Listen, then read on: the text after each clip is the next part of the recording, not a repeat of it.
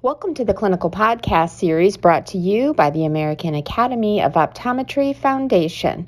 Today's episode is entitled Limbal Stem Cell Deficiency Associated with Herpes Keratitis. It is my pleasure to thank our host, Dr. Tom Quinn, our topical expert, Dr. Walt Whitley, and our topical editor, Dr. Kelsy Steele. And now it's my pleasure to start today's broadcast. Greetings, all of you of curious minds. Today, we're going to talk about a paper that's discussing the relationship between herpes keratitis and limbal stem cell deficiency. I'm Dr. Tom Quinn, and our guest expert for today's podcast is Dr. Walt Whitley, who practices in an OD-MD practice in Sparks, Nevada, the Eye Care Associates of Nevada. Welcome, Walt. Hey, Tom, great to be here. Thanks for having me. Oh boy, it is so great to have you here, Walt. You're the perfect man for this topic. This is based on a paper published by Carino Galliano et al., published in the August 2021 issue of Cornea. Can we start with what is limbal stem cell deficiency and what's its clinical presentation, Walt? Yeah, you bet. Well, limbal stem cells are located, as you know, at the limbus. And it is what it does, it produces the basal cell layer of the corneal epithelium.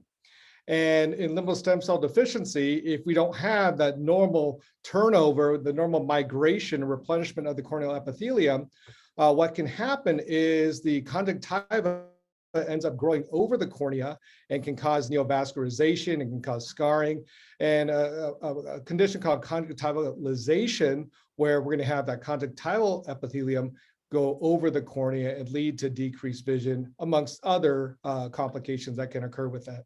Great summary of that, Walton. So this paper discusses that, but specifically in the relationship with herpes keratitis and limbal stem cell deficiency. So what did they find in this paper?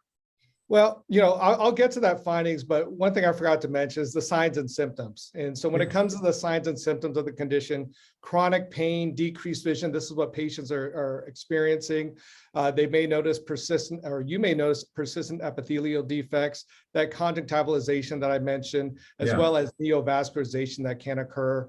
There's many different causes for this, whether it's going to be congenital, whether it's due to acquired, which is a more common form, whether due to contact lens wear, which I know you do a lot of contacts, so you may see some of these patients, toxicity to some of the medications, chemical injuries, thermal injuries, but also infections such as trachoma, herpes simplex, herpes zoster. And then I've had a few cases that I co-managed with our cornea specialist when I was in Virginia that had Stevens-Johnson syndrome or mucous membrane pemphigoid.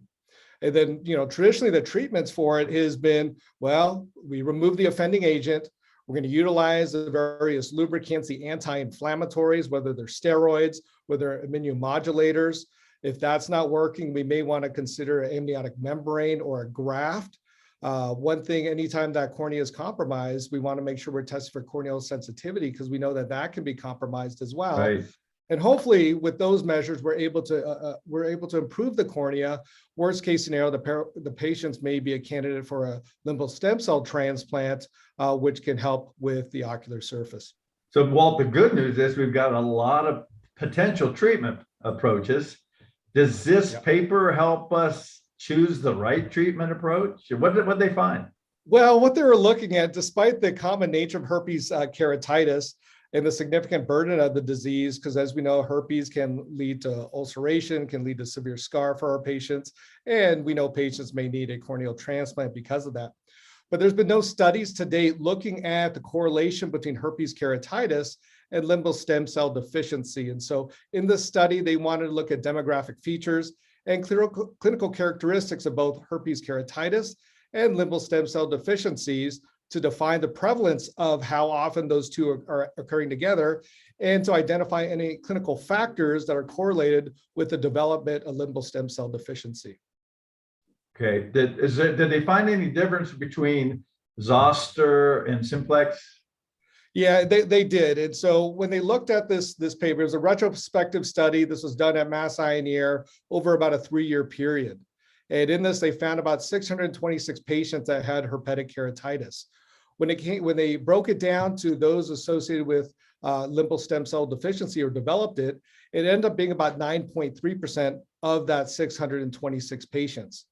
Of those, the prevalence herpes zoster keratitis was about 13.2%, and herpes simplex was about 7%. When we break those down even more, when you're looking at herpetic keratitis, the majority of those patients that developed limbal stem cell deficiency was going to be those patients that had stromal disease, and I believe it was like 59% of patients, followed by epithelial disease, which was about 39% of patients that presented. One thing they also found is patients that had glaucoma that were on ocular hypertensives, those were more likely to develop into limbal stem cell deficiency. Great summary of the findings, and a great summary of what the condition of limbal stem cell deficiency is. I think many of us in the profession scratch our heads a little bit when we hear that term. So thank you for helping define that and reviewing the results of the paper, Walt. Thank you very much for being with us, and thank you all for listening. Thank you. And a special thanks to CooperVision for their educational grant to make it all happen.